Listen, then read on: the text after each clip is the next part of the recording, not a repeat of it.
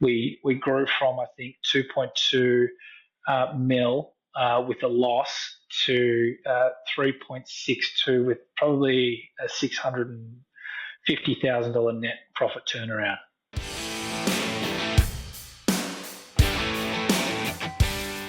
Hi everyone, Rob Crop here. Welcome back to the Trade Den podcast. Isn't it great to be back, Dan? It is. Thanks, Rob. Yeah, great to be back. Great to be talking to another client today. Looking forward to it. Yeah, absolutely. We brought to you Ahmed Radi from Radi Electrical in a recent episode where he shared his really amazing story, and we've had some really great feedback from clients, from you as our listeners, from people in the Trade Den community. It's really great to be able to get that feedback, and so we're going to be pushing ahead with bringing you a lot more of these stories from clients where they're going to be sharing their journeys, the highs, the lows, and everything. And that's why we've decided to bring Anthony Rentzis from High Power to you today. So really looking forward to getting stuck in. Yeah, excellent. I think these raw and real stories really hit home. And for everyone who's in the trenches and you listening, it's a time, like we said last time, these success leaves clues, and the idea of you're not on this journey alone. So being able to hear these steps as they're being taken is really, really valuable. And we're rapt to be able to bring this to you guys. All right, so let's jump in. I'm absolutely rapt to introduce a guy who has been around Pravar for a little while. He's going to tell his story today, obviously, incorporating some of that stuff, but it's a great story. We're welcoming Anthony Rentzis. So, Anthony, welcome to the Trade Den. Thanks for having me, guys. Pleasure. And I mean it. It has been a great journey. I've been lucky enough to be there for your whole journey and being able to see everything going on. There's so many threads to this story, which we're absolutely going to pull apart today in different chapters and uncover some of these challenges and strategies and some of the transformations you've had, which is really exciting and been great to watch. So looking forward to getting into the depths of what you've been through over the last couple of years, mate. Looking forward to recapping it, mate. All right, so let's kick off. Let's go with the basic. Let's just get a bit of a ground zero and start off with some basic information, a bit of name and roll call. So just give us your name, role in the business, what business you run, and we'll go from there. Awesome. So my name's Anthony Rentzis, as you alluded to. I own and operate both High Power Electrical and Security and also Absolute Airflow. We're a electrical contracting and security contractor and also a HVAC contractor based in Melbourne. We service all of Melbourne and Victoria.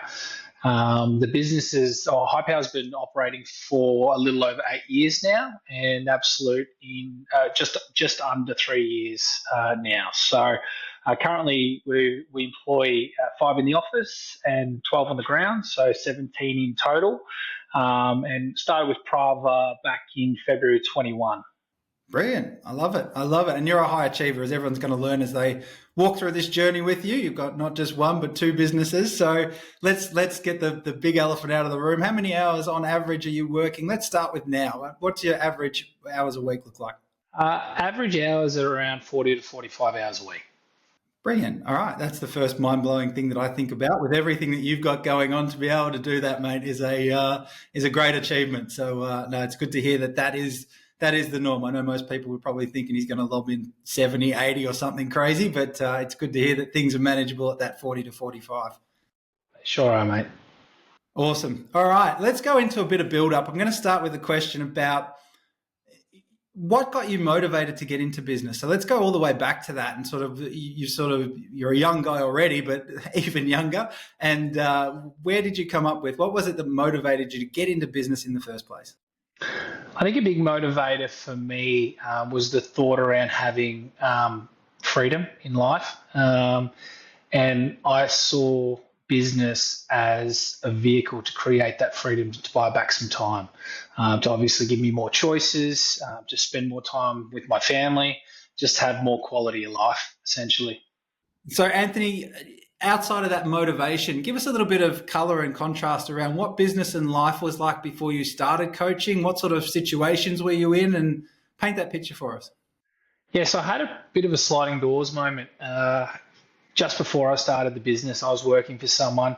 I was overseas traveling and had a bit of a bad accident with myself when I was in Greece. I dove in the water and it was a little bit too shallow and broke my neck. And when at that point, I essentially was nearly quadriplegic and nearly died right there and then. So that was a bit of a pivotal sort of sliding doors moment in my life, that I really sort of understood that life is definitely short, and I want to get to where I want to get to as fast as possible. Had you always had that sort of feeling about that need to achieve, or was the accident something that brought that on, and it just sort of was that moment where you thought, I've got to change things? Sort of what was the problems you felt you needed to solve as a result of coming out of that accident? Yeah, so I always felt like I wanted to be in business. My parents owned businesses when they were younger. I just thought that was the natural progression that I was always going to take. But having this accident really gave me perspective on life and made me look at things a lot differently. And I really just thought that time is the one thing that we can lose at that point, and time is the one thing I really want to have in life. So business was the one vehicle to actually buy me back that time. All right. So you've had the accident, you came good. So how long were you out of action for a while? You sort of went from working for someone else, went away and had the business, or you had the business at the start there? Yeah, so I mean, I had finished my A grade, and I had always planned on taking sort of a year-long trip. Got 4 months into it, the accident happened. I was actually over in Greece for recovering from this, because I actually couldn't get on an aeroplane or anything like that for about 2 months. And then they flew me back, and then from that point, I was pretty rock bottom at that point. Like I had to spend about 9 months recovering, doing water therapy and everything like that, just to get normal mobility back and normal strength back in my body. It was quite a low point in my life, because at that point I wasn't working. I was on Centrelink. That was the lowest of low for me. Absolutely. And let's just stress for the listener, you're fully recovered now. Obviously you've got to manage it. You can't do certain things, but fully recovered and up and about. We'll get more into your personal journey as we go forward. It's pretty amazing, but all recovered? All recovered now. Yeah, really, really healthy. And apart from a nice big scar on my neck and a titanium plate fastened to 3 vertebrae, I'm as good as gold. Wow. I'm glad to hear it. So in those days, and you start the business, obviously you come out of this and you think, right, I'm going to make up for lost time. I'm going to really make every post a winner. You start getting into business, and then you start to realize that things move on. So what sort of were those pains and stresses, emotions, and how did that play out when you started to run and you said, right, let's have a real crack at this? How did those first few steps feel? They were challenging, because you don't have all the answers. And I mean, no one can really prepare you for business. Yes, we're tradesmen, but we don't have all the answers to actually run a successful business. And that's where I felt I was becoming unstuck. Some of the hours that I was working were ginormous at that time in my life, with just starting the business. And those hours coupled with, I think you had a young family at the time, and you sort of got to that point where it was like, I need some help here. So what was that sort of, can you remember the trigger point, or where you got to in terms of that journey where you thought, this going it alone and as fast as I can is probably not going to be the most sustainable strategy I could come up with? Yeah, it definitely wasn't. I mean, I had a baby coming in 5 months. I think it was February 2020 when I started, and I had a baby coming in June. I felt like at that time I really just didn't have any time to breathe, let alone have time for my partner or be the best dad or leader that I can for my family at that time. Yeah, and you've done all this work to recover, so the business is starting to demand more of you. You've got young family on the way. Health, I think, from memory, was starting to suffer as well. So things were starting to pile up on you, weren't they? Yeah, they were. To give you context, I was working 70 hours a week. I was on the tools full time. At that point, we were doing about 750 to a million rev. My relationship with my partner, Paige, was nowhere near where it should have been at that point. We had, no admin or office support at the time, and I was using alcohol as an outlet for stress, and that was a real big thing that really was bad for me. Yeah, right. So across the board, it was starting to, the warning signs were starting to go off. So Anthony, as you start taking these sort of tentative steps, you're starting to run the business, the family's coming, you can sort of sense that there's pressures building from what you've told us already, albeit you're making good progress. but I'm interested to know, what was it about coaching that you were attracted to, or what did you see as coaching being able to provide you when it was going to be something more that you had to do? Yeah, I think I've always been one that I'm not a know-it-all essentially, and I always seek help around me from people that know better or can teach me something better.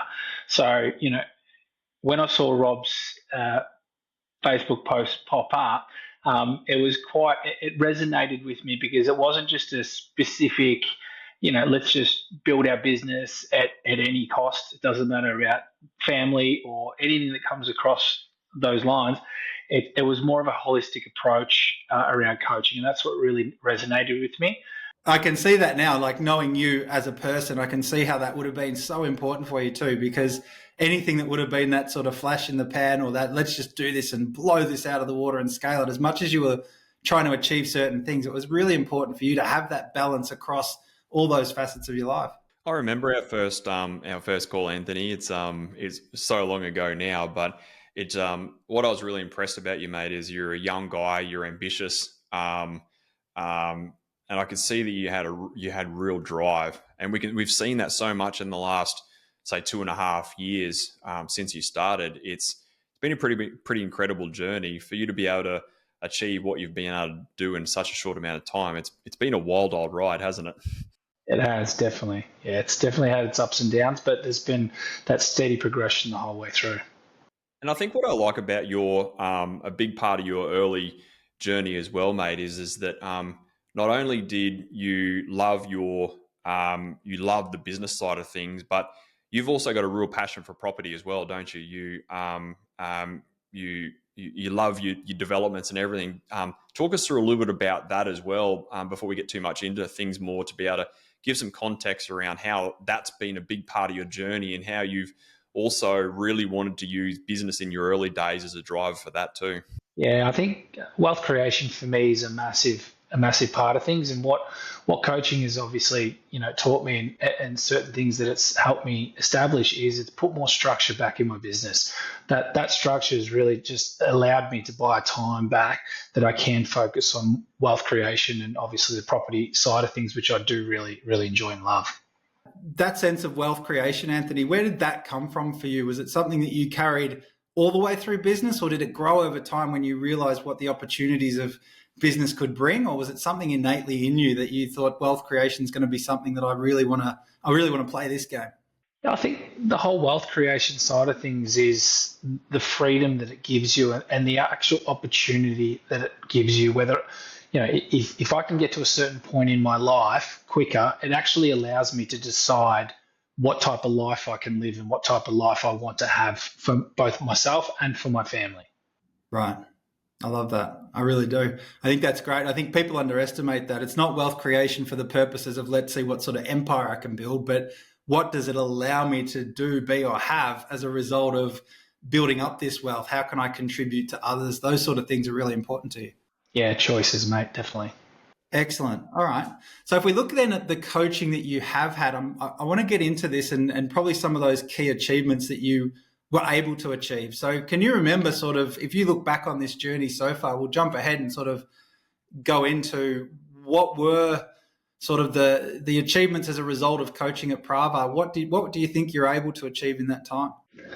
So, I mean, I've kind of, when I was having a little think about this, I've broken it down into a couple of different areas, and there's parts of it that I'll start with. It's obviously the revenue and the profit growth standpoint.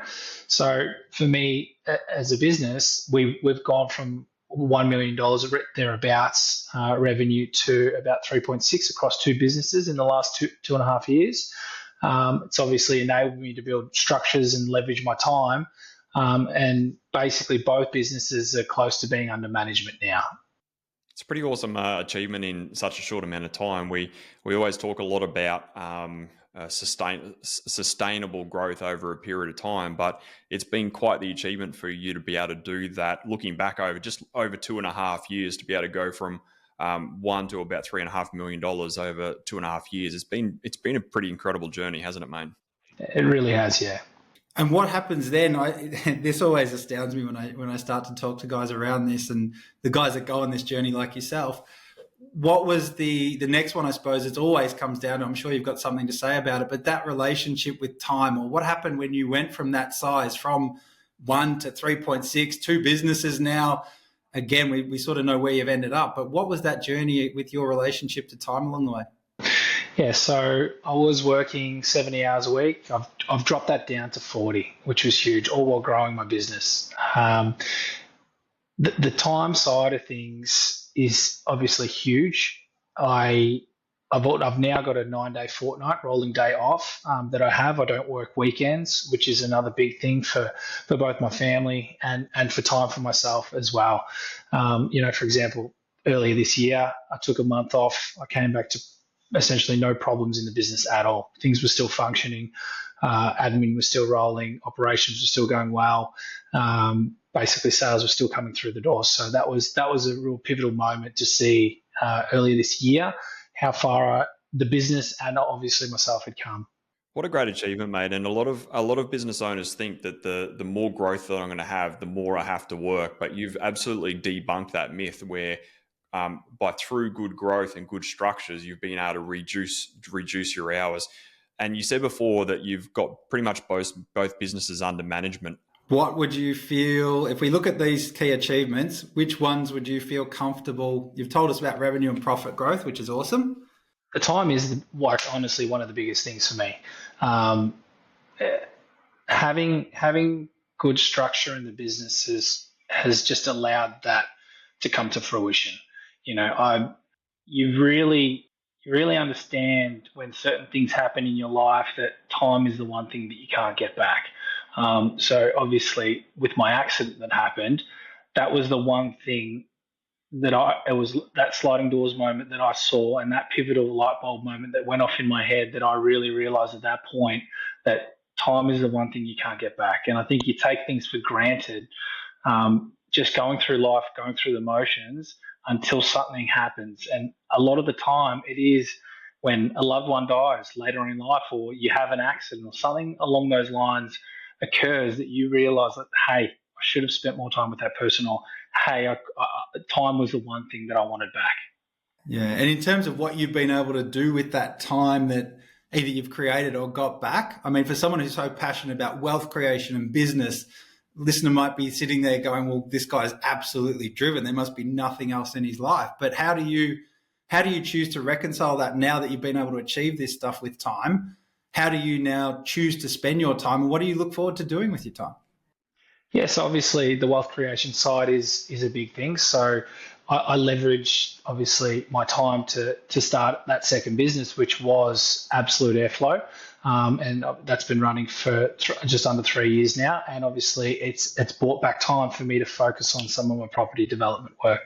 With the other part of time, I know that Paige and Logan, two very important ladies in your life, is huge for you. Family, super important to you, knowing really well. What's that time afforded for you? I know you love your fishing, your family. Talk us through what you've been able to get back in terms of nights, weekends, and just general family life in general.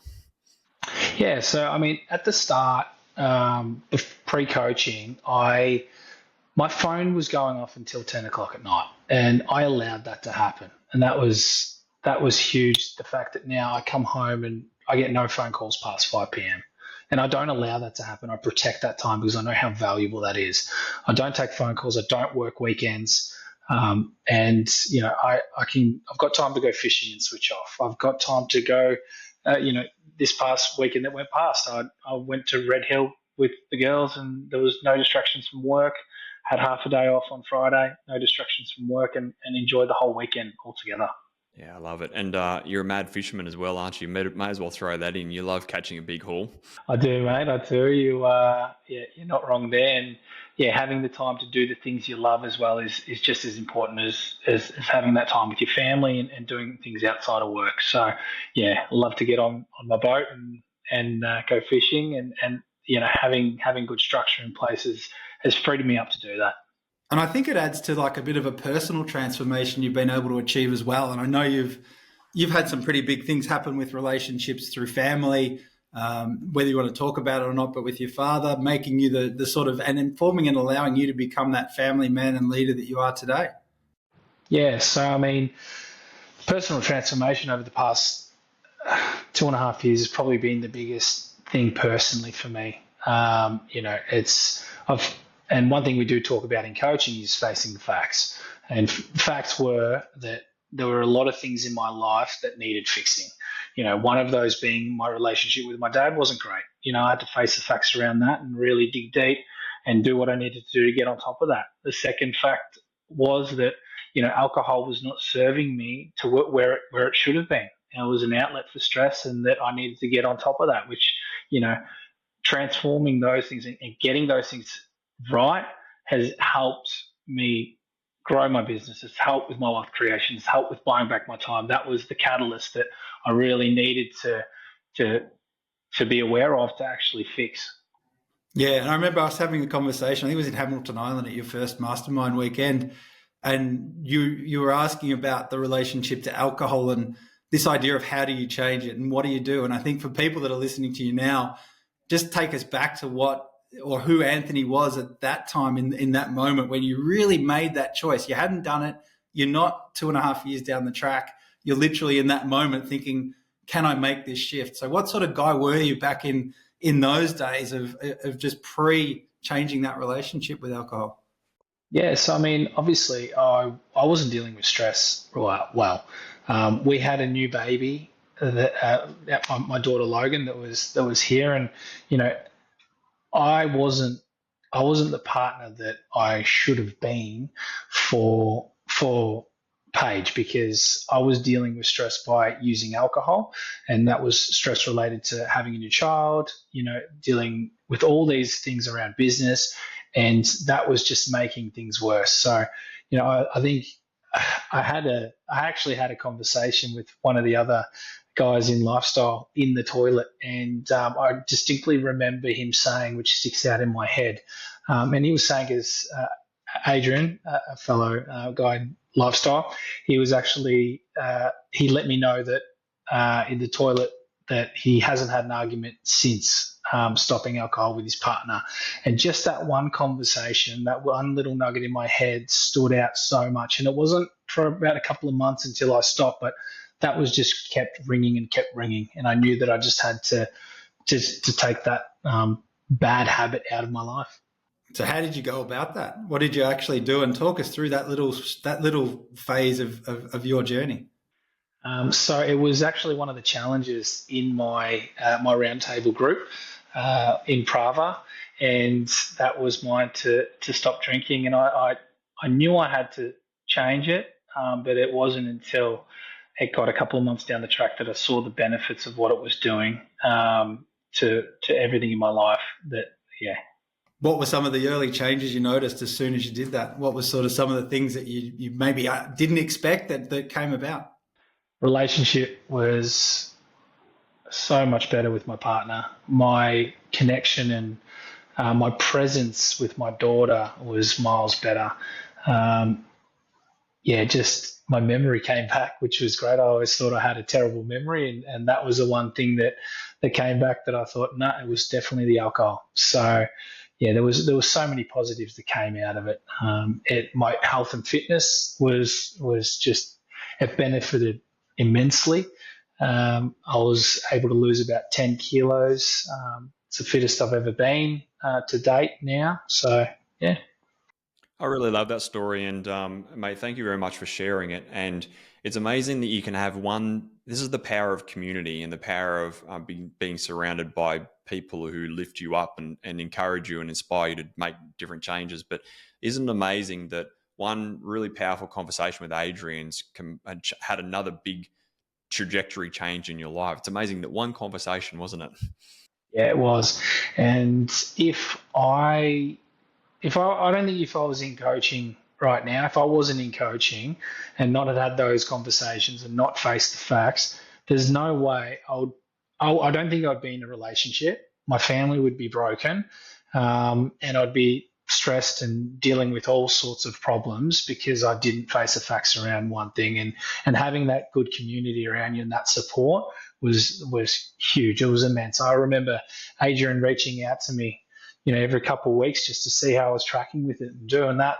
That's something you get from like a friend of 40 years. That's just incredible.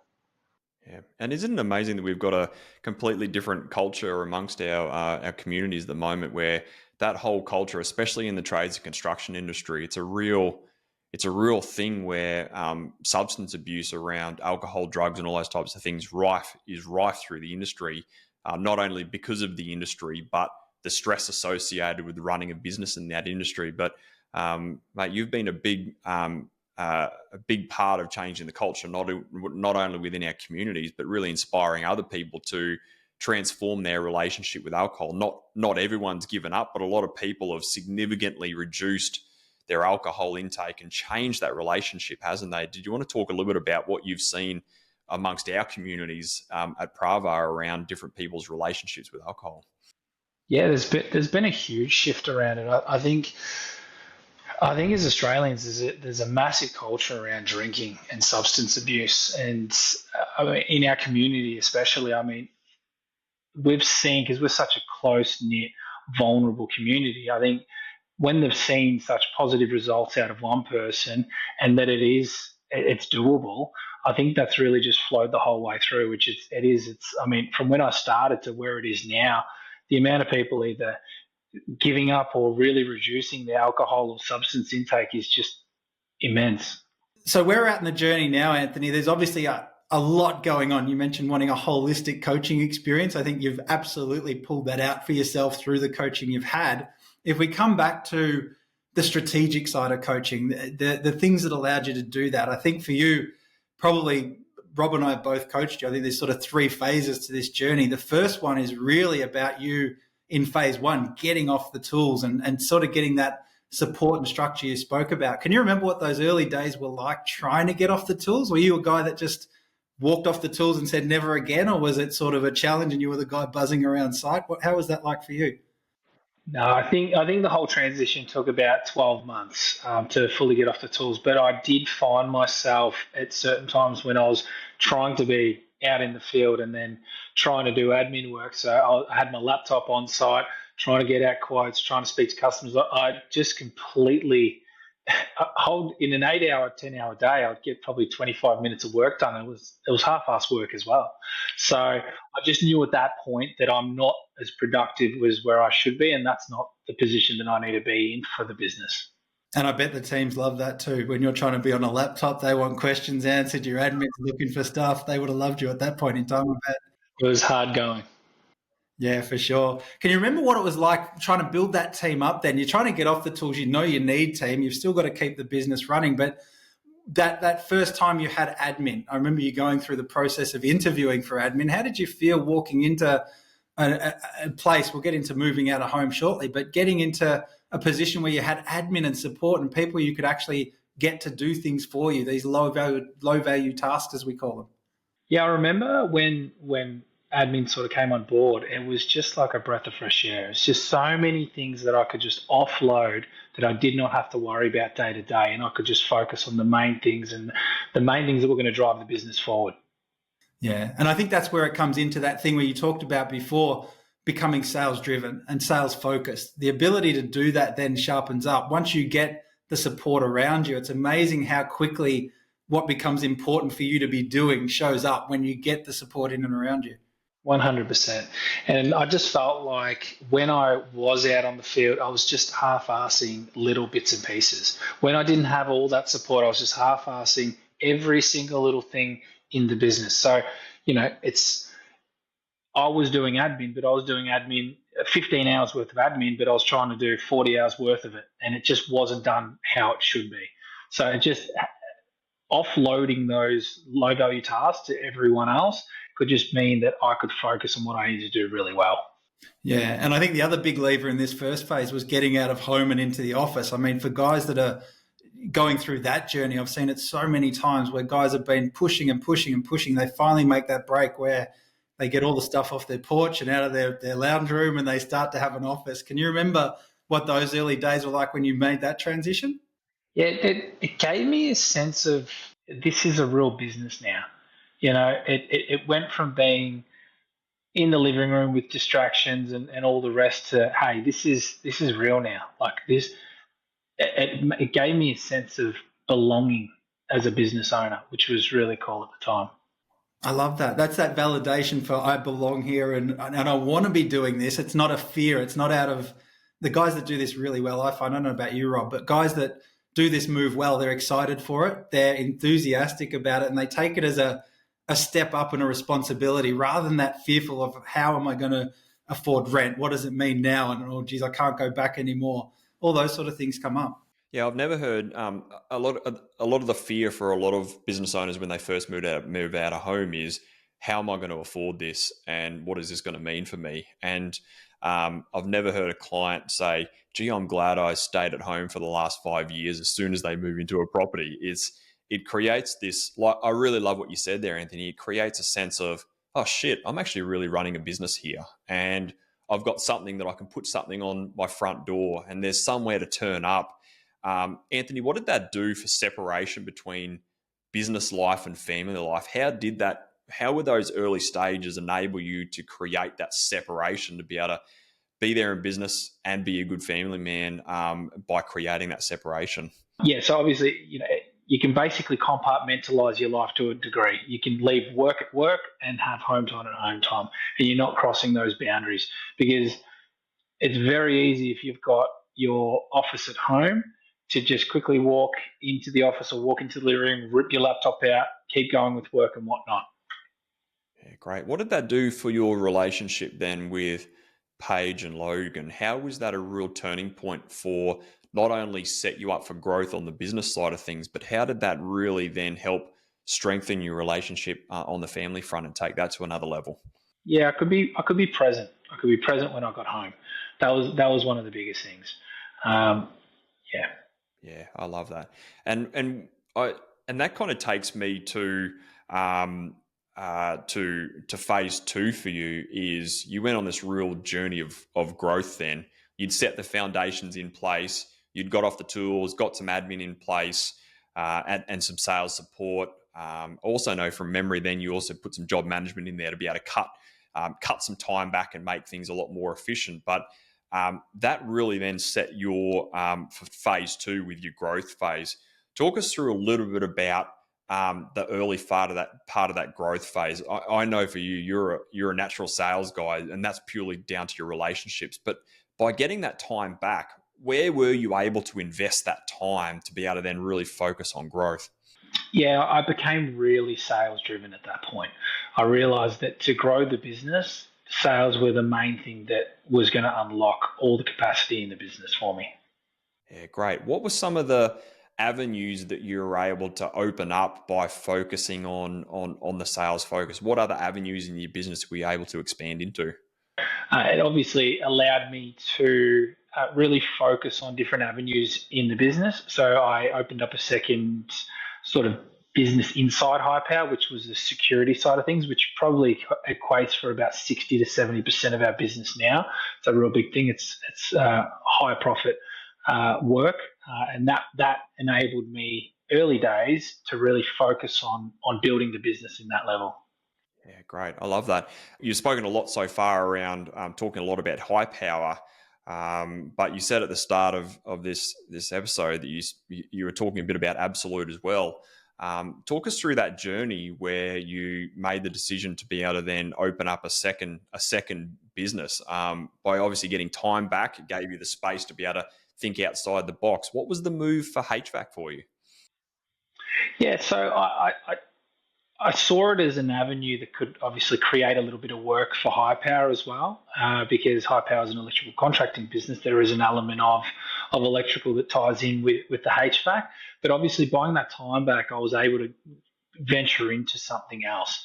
And the big thing for that was I made a lot of the mistakes in my business early days in High Power.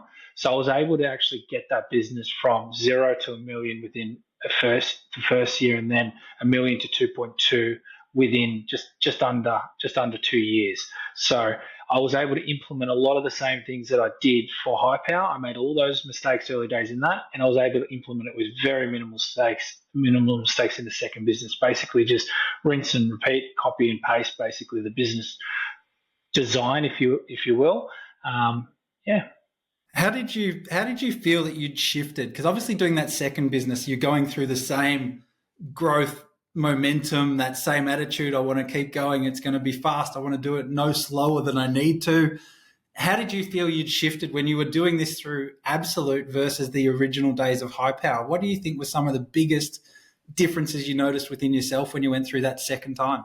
I was just confident. I knew exactly what I needed to do. Like, it was all the trial and error was done previously. I'd made those mistakes. I came out of it knowing everything, and I was able to get that business up and running within 3 months, which previously, something like that, to get job management systems dialed in, to get your marketing dialed in, to get everything in place takes a lot longer, and there's a lot more mistakes. I was actually able to just fast track things with that. Can you remember the one mistake you said to yourself with Absolute, there's no way I'm going to make this same mistake again? What was that one thing you can remember, if there was one? I'm not sure. I think I was pretty, I was dialed in with it. There wasn't too much. I didn't make a second mistake twice. So I love it. There you go. There's that confidence we know. That's Anthony, if you're listening in. He doesn't make mistakes twice. That's such a true statement with you. If you commit, I think that commitment shows through all the way through, which is great. The other part of this, phase 3, if we talk about it, so going through that growth phase, huge amount of success, really onboarding and executing well, I think is really that phase 2. Learning to execute is massive. And we talk about this all the time in coaching. The ability to execute is what separates people that move forward and guys that sort of spin their wheels or get held up. So that's really important. Phase 3 then, and this is another part of the well-trod journey, is this idea about knowing your numbers and getting deeper into learning to manage and run a business. And I know for you, you really dived all in once you sort of got this in and recognized this. But talk us a little bit through your journey about what you did with the numbers and the information you were starting to understand from what your numbers were telling you. The number side of things I knew early days was a bit of a weakness for myself.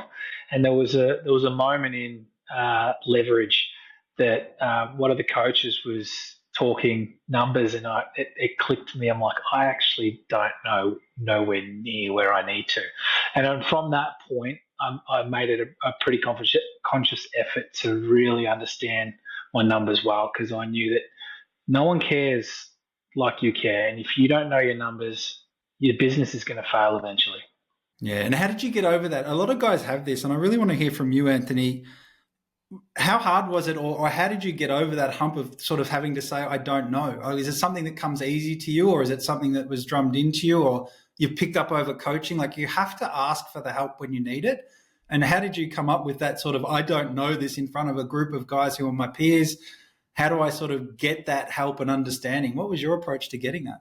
Again, back to facing the facts. The fact was I didn't know my numbers as well as I should have, and I needed to get help. I needed to understand them. If the business was to survive, it's up to me to know them and get them well, get them right, make sure the business runs effectively. So what was your strategy to know them? Was it just dive in? Was it talking to a coach? Was it just looking at these reports and accountant? What was it, all of it? Yeah, I did. I set monthly meetings with my accountant. That was a big thing. Really, really wanted to work closely with him. So it's not just every 6 or 12 months we get to the end of it, and I just don't know why I've gotten a tax bill or something specifically happens. Having my finger on the pulse is crucial. It's like daily, 3-4 times a day, I look through all my accounting software, and that is the biggest difference, because that understanding the numbers tells all the story in your business, and you can pick little things up, efficiencies, where you can be doing things better. Did you find that? I mean, a lot of guys, when guys start diving into their numbers, they don't know them well, and they're sort of sorry that they ever looked occasionally. Did you ever have that sort of reality check moment where you thought in the time, geez, this is painful to hear this story, but in hindsight, you're glad you did?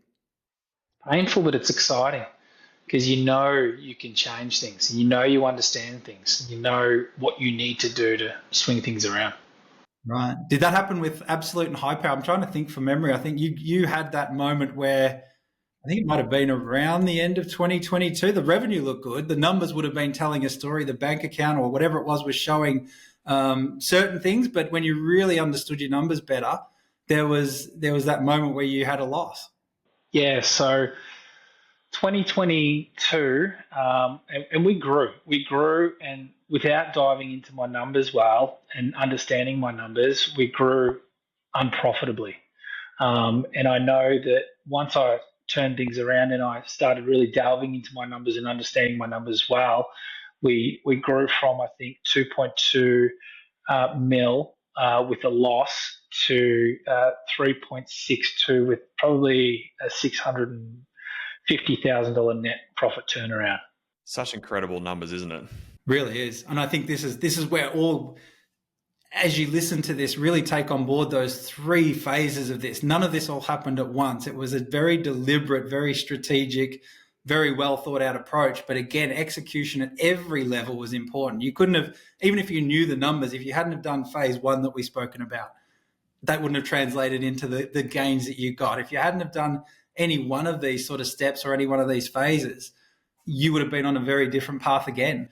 So Anthony, yeah, I really love that. And Rob, I know you were coaching Anthony a lot in I think you had him for leverage for a big part of that. What did you sort of see across these phases? And I think more importantly, as Anthony put these blocks in and he was busy doing that, what did that strategically allow to happen operationally in the business from you looking in at a distance at this growth that was happening?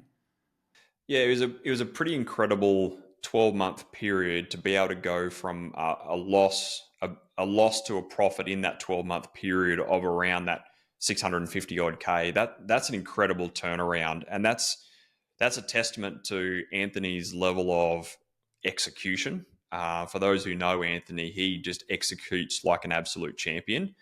But it was also his ability not to focus on a 101 different strategies. It was really pulling apart the key levers which contributed to those bottom line results.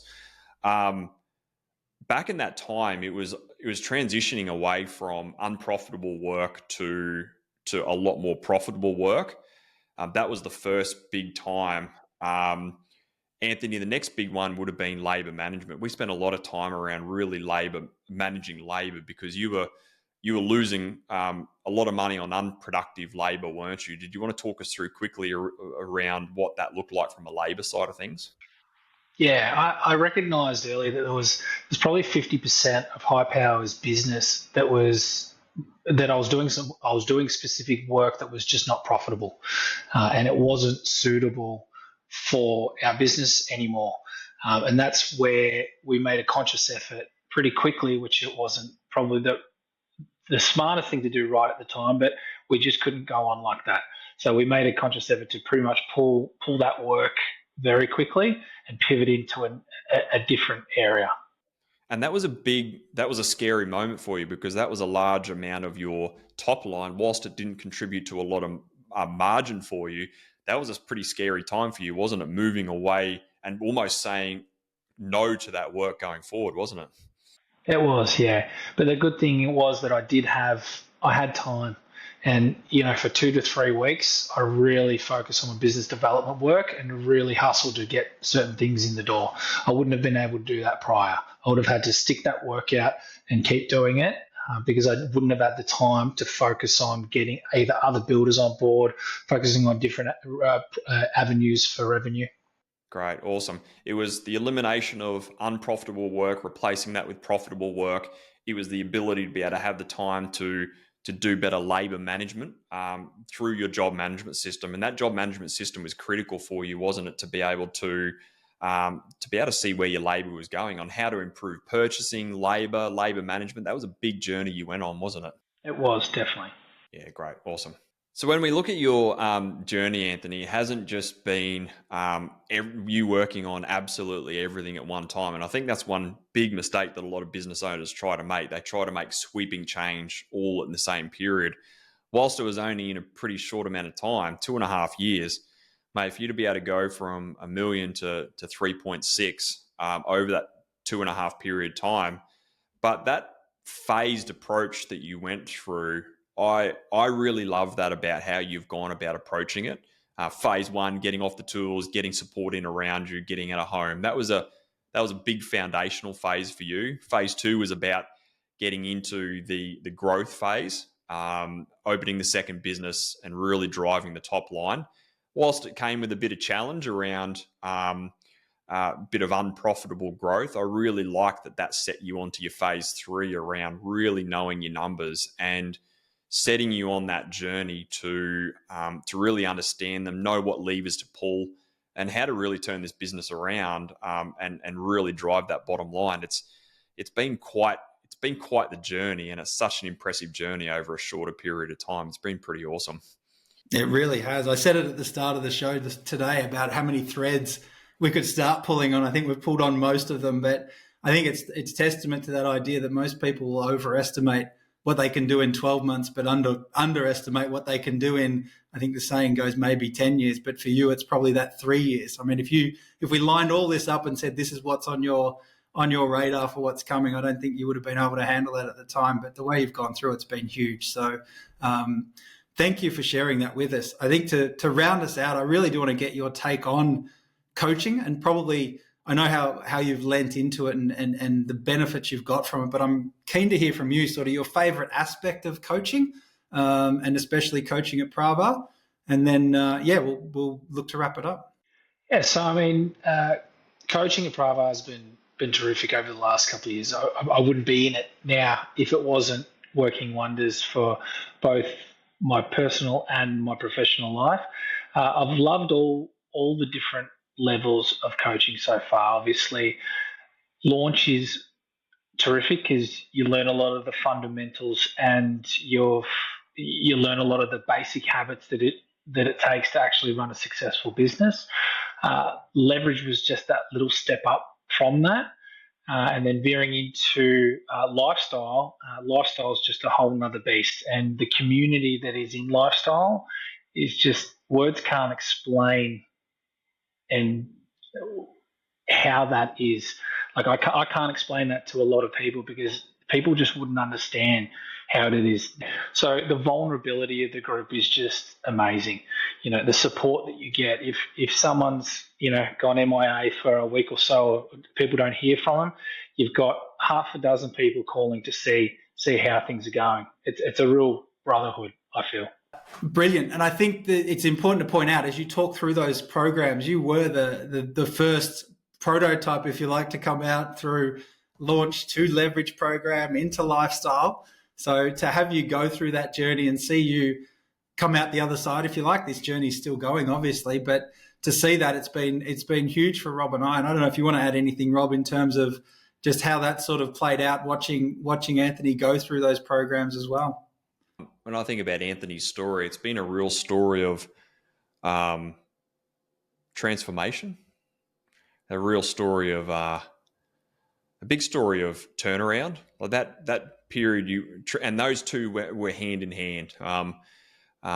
Your turnaround and transformation all happened at the same time, and that they were all hand in hand in doing that. But it's been amazing to be able to watch your growth over that period of time, going through those programs, executing like a champion. It's been really inspiring, mate. And for you to be able to have such a big part in our lifestyle group is huge. And Dan, we see it. Anthony's is a big personality in the group, and he plays such an integral part within our community, doesn't he?